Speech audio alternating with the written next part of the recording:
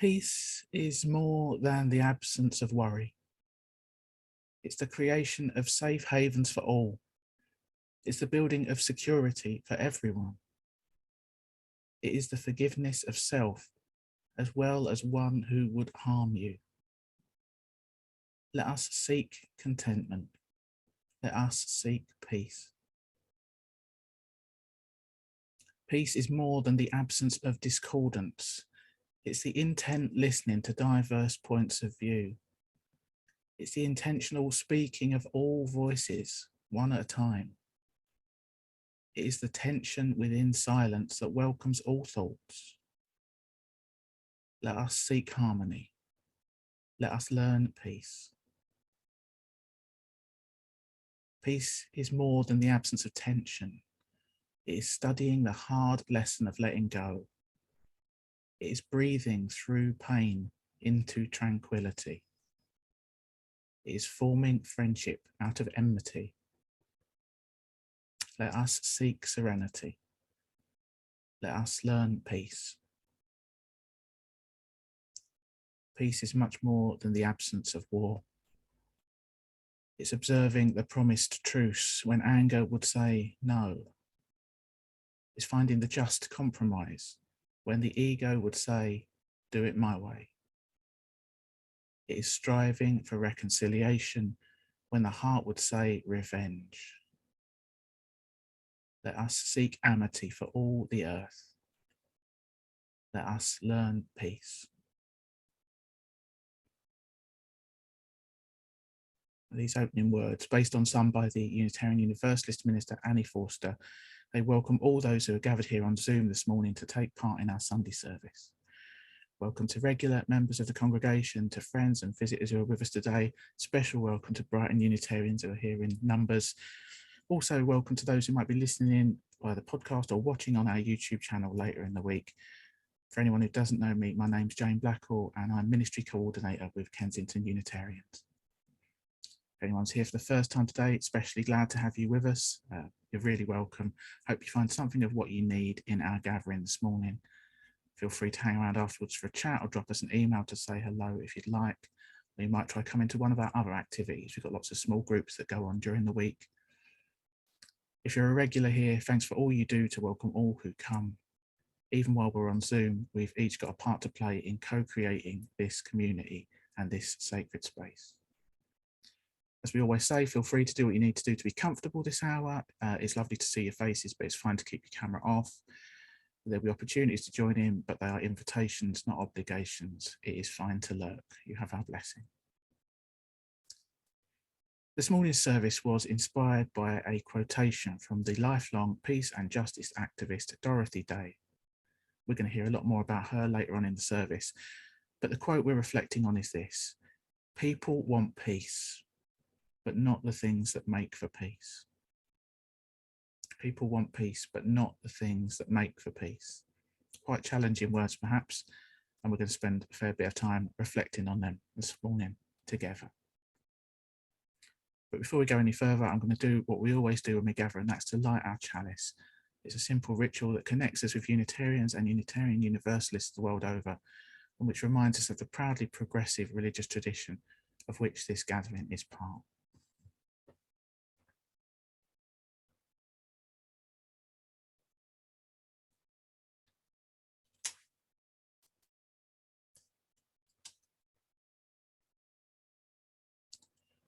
Out of the flames of fear and uncertainty, we rise with courage of our deepest convictions to stand for justice, inclusion, and peace. Out of the flames of rigor and scrutiny, we rise to proclaim our transformative faith with hope to heal a fractured and hurting world. Out of the flames of doubt and confusion, we rise to embrace the mystery and wonder of all that is and all that is still yet to be. Out of the flames of hate and injustice, we rise with the irresistible force of love, a love that celebrates our shared humanity. Out of the flames, we rise together.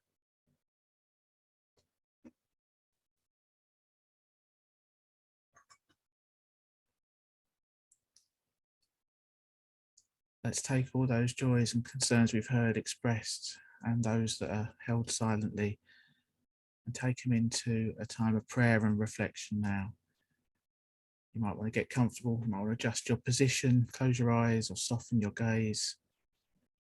Perhaps there's a posture that helps you feel more prayerful, whatever works for you, whatever helps you get into the right state of body and mind for us to pray together, to be fully present in this sacred time and space with ourselves, each other, and that which is within us and beyond us.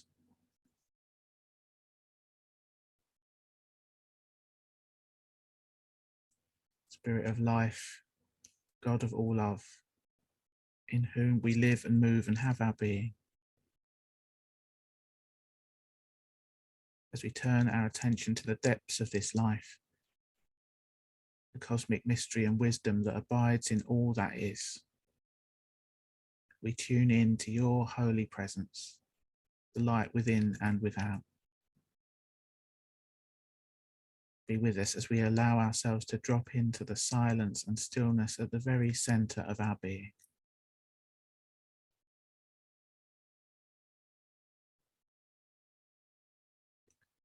May we this day be grateful for the gift of life which is ours,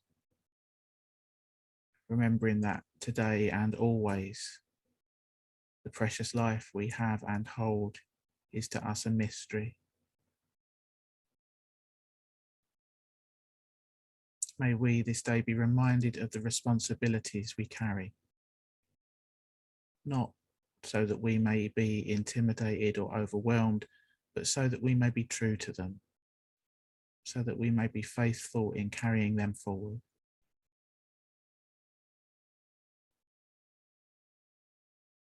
May we this day maintain a sense of perspective, remembering who we are, engaging the tasks at hand, but understanding our limitations, our own shortcomings, forgiving ourselves and others when we fall short of perfection.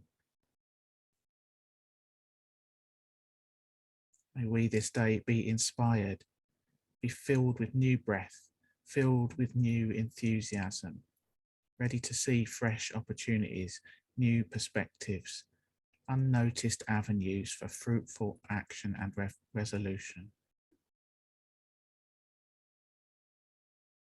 And may we this day remember those virtues that bless our lives and bless the lives of others.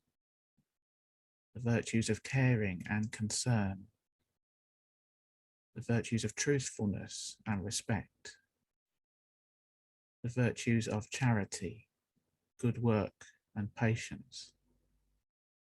Remembering that this world may be made a little more fair, more just, more equitable, even by our humble efforts.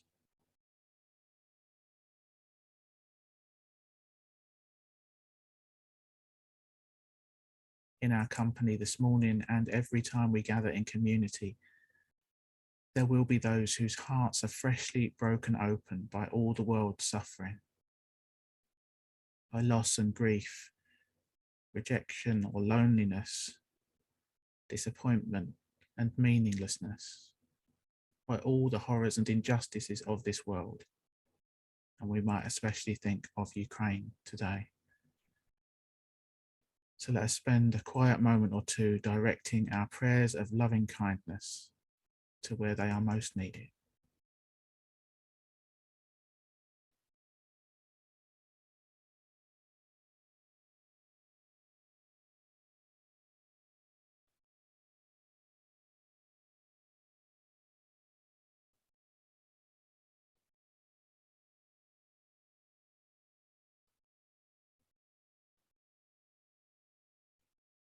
In our company this morning and every time we gather in community, there will be those whose hearts are full and overflowing despite everything, buoyed by the beauty of nature and culture, comforted and uplifted by family and friends.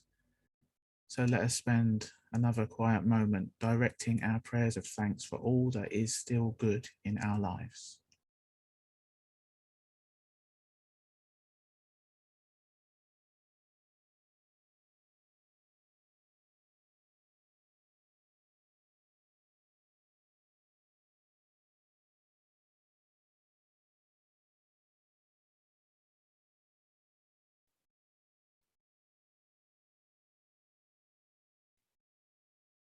In our company this morning and every time we gather in community, there will be those who are simply keeping on as best they can.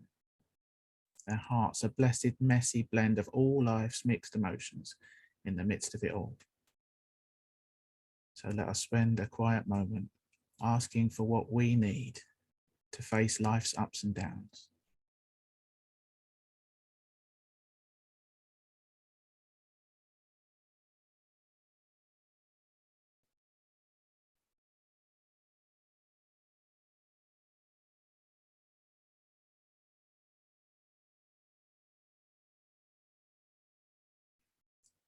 Spirit of life, God of all love, as this time of prayer comes to a close, we offer up our joys and our concerns, our hopes and our fears, our beauty and our brokenness. And we call on you for insight, healing and renewal. As we look forward to the coming week, help us to live well each day and be our best selves, using our unique gifts in the service of love, justice and peace. Amen.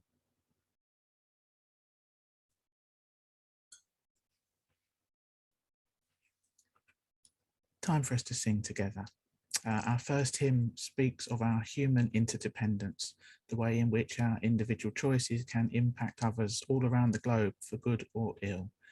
It's titled Our World is One World, and the words will be on screen so you can sing along at home if you like. It's fine if you just want to listen. Either way, we will do our best to keep you all safely muted.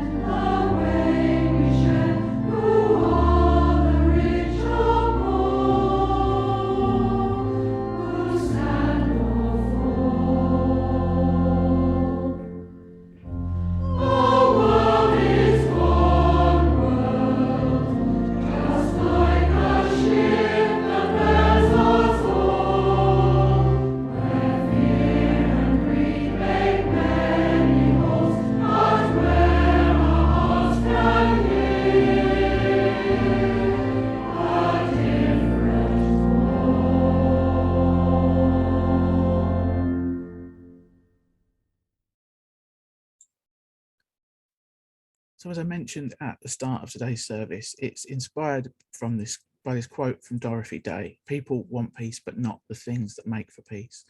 And I thought it would be inspiring, especially in the week of International Women's Day, which is coming up this Tuesday. Thought it would be inspiring to lift up the story of this remarkable woman as an example to us all. Dorothy Day was a radical activist for peace and justice, an American Catholic born in 1897 and died in 1980. And there was a campaign for her to be canonized, made a saint, which has been officially recognized by the Catholic Church. So she's now officially known as a servant of God. I want to share with you some excerpts of an article about the life of Dorothy Day by Sister Joan Chittister from this book, A Passion for Life, Fragments of the Face of God. In this book, she identifies some unofficial saints, people of integrity and holiness, as she calls them.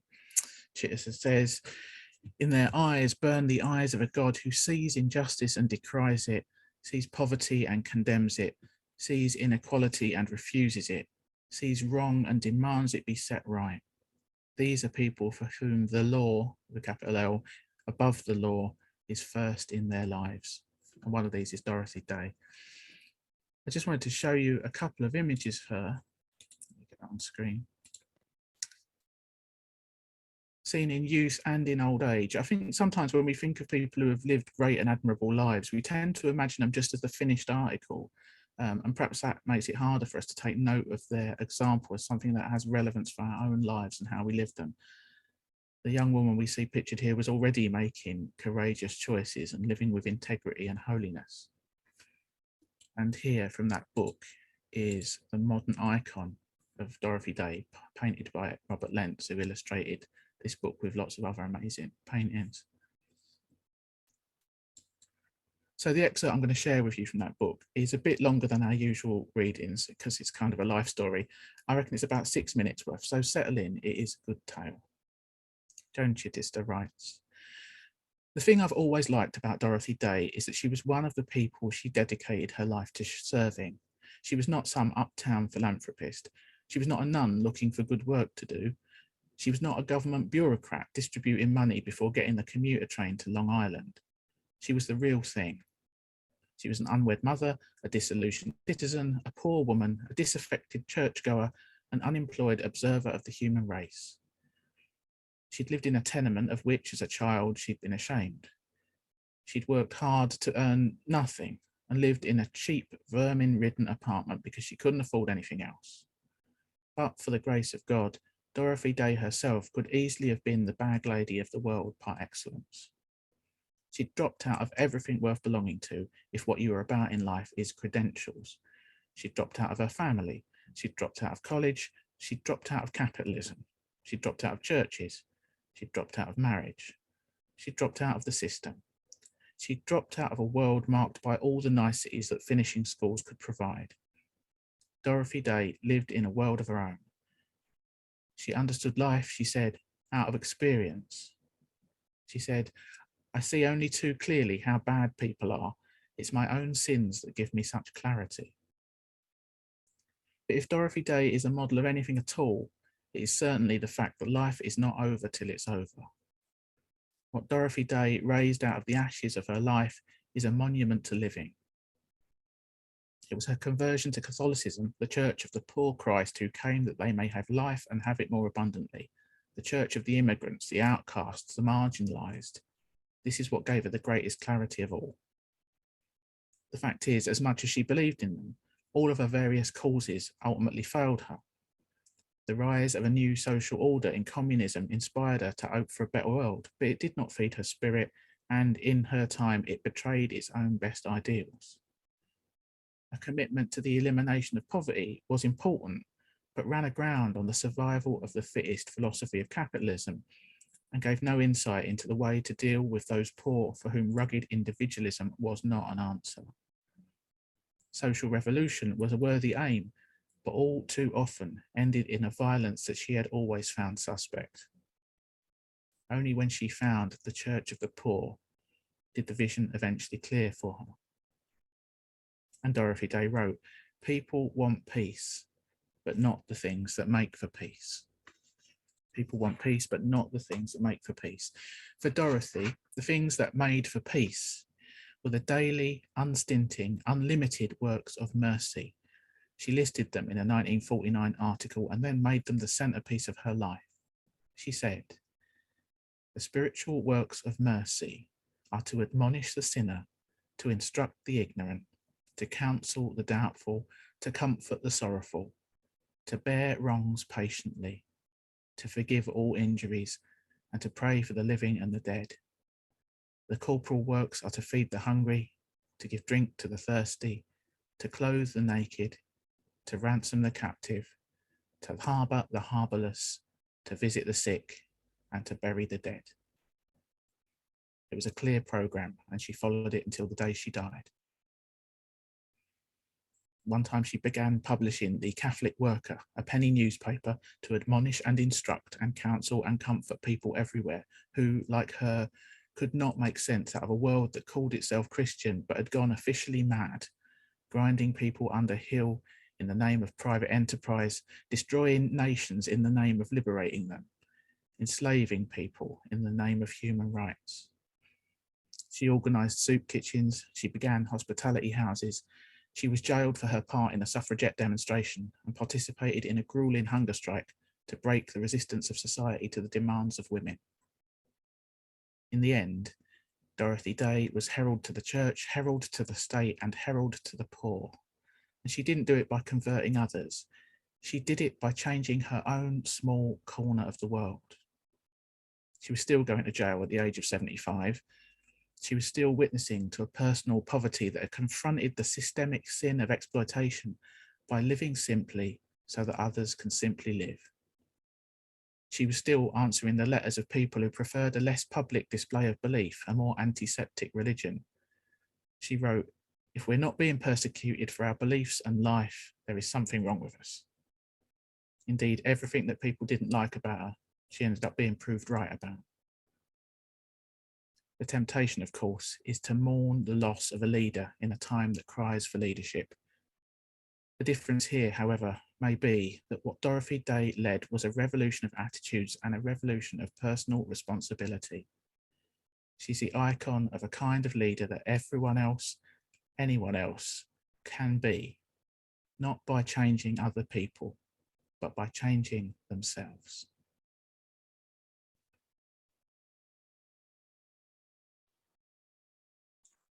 We've now come to a time of meditation. This week, our words for meditation will be the famous peace prayer of St. Francis of Assisi, "Make me a channel of your peace." These words will be followed by a few minutes of shared stillness, during which we'll have our virtual chalice on screen. The silence will end with some gentle jazzy music from Abby, Georgia, and Toby. So let's each do what we need to do to get comfortable. Adjust your position if you need to, perhaps put your feet flat on the floor. Steady yourself, and you might like to close your eyes. See what these traditional words of St. Francis evoke in you and what they might inspire in your own life. As we always say, these words, images, and music are just an offering, and feel free to meditate in your own way. God, make me a channel of thy peace, that where there is hatred, I may sow love. Where there is wrong, the spirit of forgiveness. Where there is discord, harmony. Where there is error, truth. Where there is doubt, faith. Where there is despair, hope. Where there are shadows, light. Where there is sadness, joy. God, grant that I may not so much seek to be comforted as to comfort, to be understood as to understand, to be loved as to love. For it is in giving that we receive. It is in pardoning that we are pardoned. And it is in dying that we are born to eternal life. God, make me a channel of thy peace.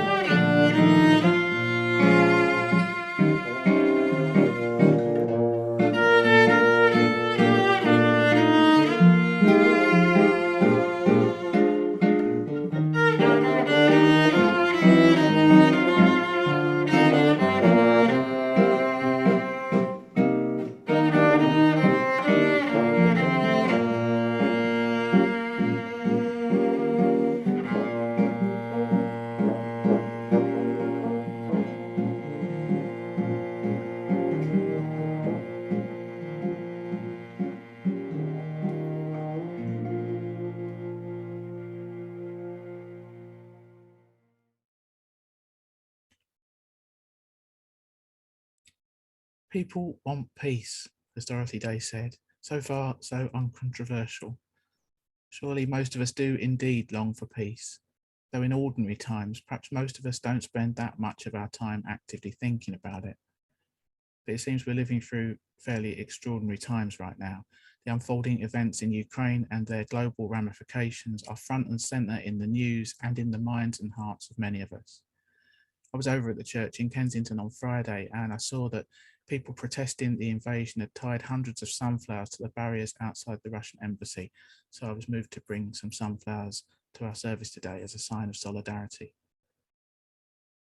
In the last week or so, I have heard from many people expressing a sense of being overwhelmed with distress at the news coming out of Ukraine and anxiety about how events might yet escalate. More than that, there's a kind of anguished impotence in the face of it all, a sense that beyond perhaps donating to the Disasters Emergency Committee or the Red Cross, there's not much we can do. We might show up at a protest or a vigil, and that's great. We might express our outrage with friends or somehow online, but in the face of unilateral aggression on this scale, aggression that's resisted all diplomatic attempts to avert it, we might well feel helpless and hopeless. In this situation, it feels like peace is out of our hands. People want peace, said Dorothy Day, but not the things that make for peace. That's pretty challenging. What did she mean? The way I understand it, my best guess at least, is to say that the conditions for peace, not just peace between warring nations, but peace in every dimension of human existence, every scale, peace is dependent on a whole lot of groundwork. And this groundwork is taking place all over the planet every single day of our lives, and it needs us all to get stuck in.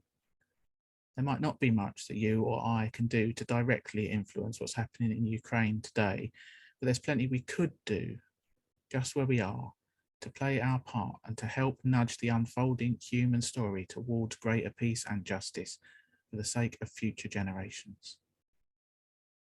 Dorothy Day said that the things that make for peace were daily, unstinting, unlimited works of mercy, to admonish the sinner, to instruct the ignorant, to counsel the doubtful, to comfort the sorrowful, to bear wrongs patiently, to forgive all injuries, to pray for the living and the dead, the corporal works to feed the hungry, to give drink to the thirsty, to clothe the naked, to ransom the captive, to harbour the harbourless, to visit the sick and bury the dead.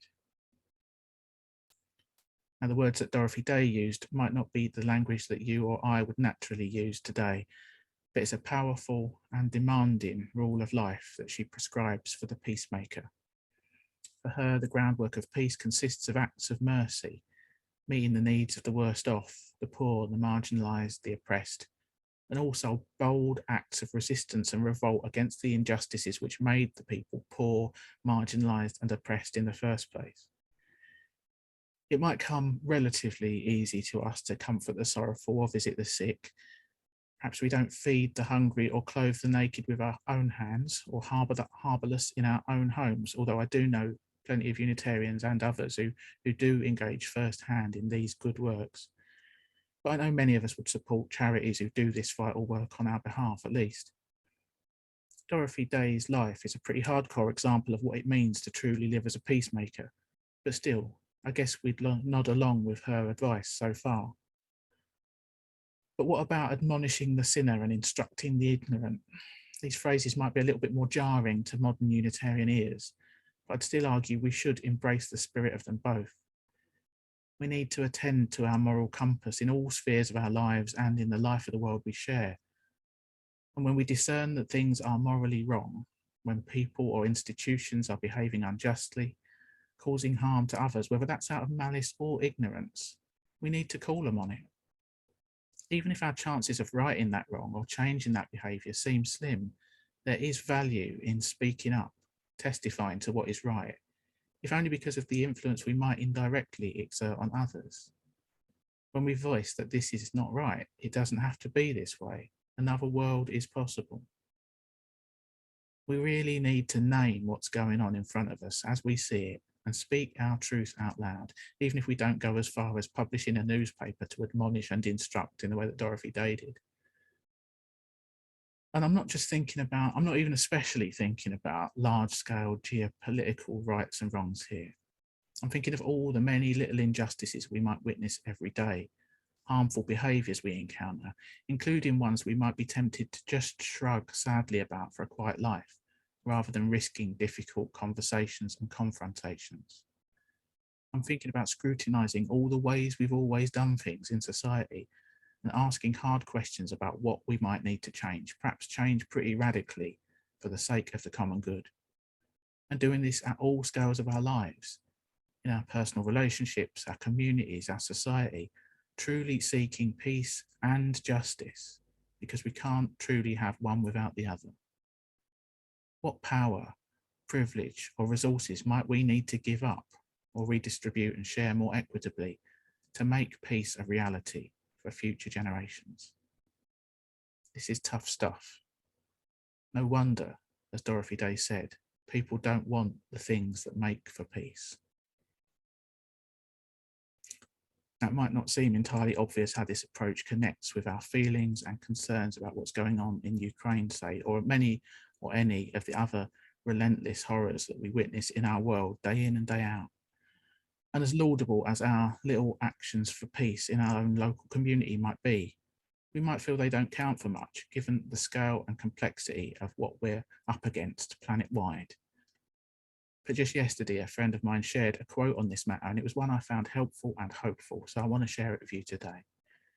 It's by Ursula Wolf-Rocker, an educator and activist, who simply wrote, "It can be overwhelming to witness, experience, and take in all the injustices of the moment. The good news is they're all connected. So if your little corner of work involves pulling on one of the threads, you're helping to unravel the whole damn cloth." Let's take heart from that image, perhaps. Let's pull on whatever threads are within our reach.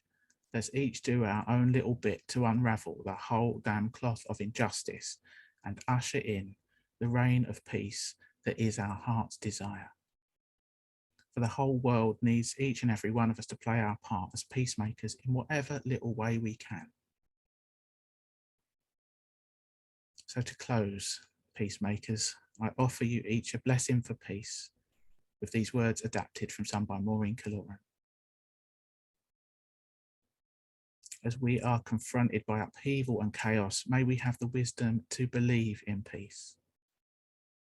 Surrounded by voices of discord and disagreement, may we have the audacity to speak up for peace.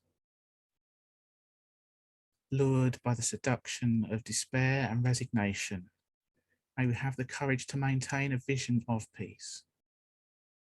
And may we each use our gifts in the service of love, justice, and peace for the greater good of all. Amen.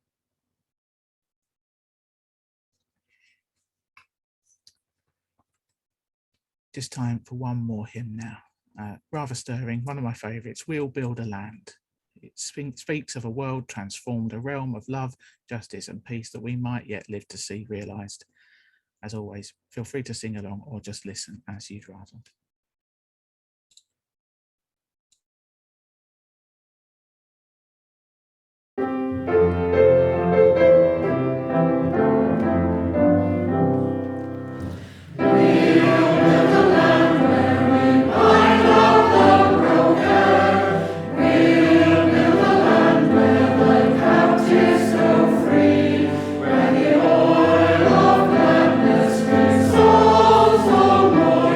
Oh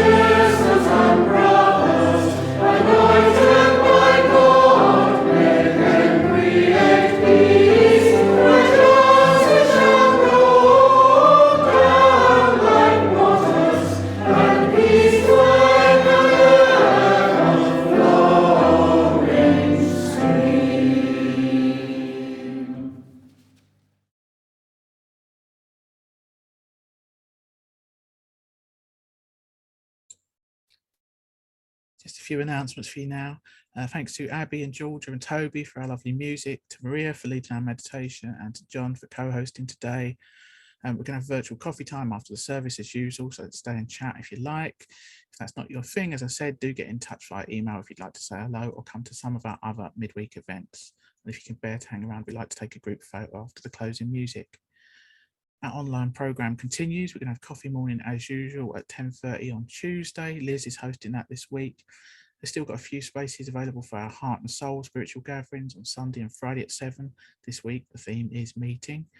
And even if you've never been before, it's not too late to start. This congregation very much has a life beyond Sunday mornings. We encourage you to keep in touch during the week, drop each other a line. Let's look out for each other as best we can. Next week, we'll be holding a hybrid service. That should be proper hybrid, so people on Zoom can fully join in with candles of joy and concern in a live and interactive manner. Cross your fingers that the tech holds up. After the service, there'll be a special getting to know you walk led by David, which will include a visit to the statue of St. Volodymyr, where we will lay flowers in honour of the people of Ukraine. And you might want to save the date for the following hybrid service after that, which will be Easter Sunday, 17th of April. We're about to start training up all the extra tech hosts that we'll need. So the hope is that we'll be doing hybrid services twice a month from May, and then we'll take it from there. If anyone here from the Kensington crew is technically adept with an ability to focus and attention to detail, and who can face the thought of getting up a little bit earlier on Sunday mornings to get to church, if you might be willing and able to get trained and join our tech hosting team, do let us know. We really need you. And one more call for help. On the 27th of March, we'll be having a congregational service for Mother's Day. If you might want to say a few words as part of that service, or perhaps write a longer reflection for it on the meaning of mothering in your life, please get in touch with me so we can have a chat about the ways in which you might contribute. We'll be taking the subject on in the broadest sense and acknowledging that our relationships with mothers and motherhood can be quite complicated. We won't be doing just the hallmark greeting card version. It'll be a much more nuanced version of Mother's Day and all it evokes in us. So get in touch if you'd like to be a part of that. I think that's everything. So we've just got our closing words and closing music. I invite you once again to select gallery view at that point so that we can get a sense of our gathering as we close.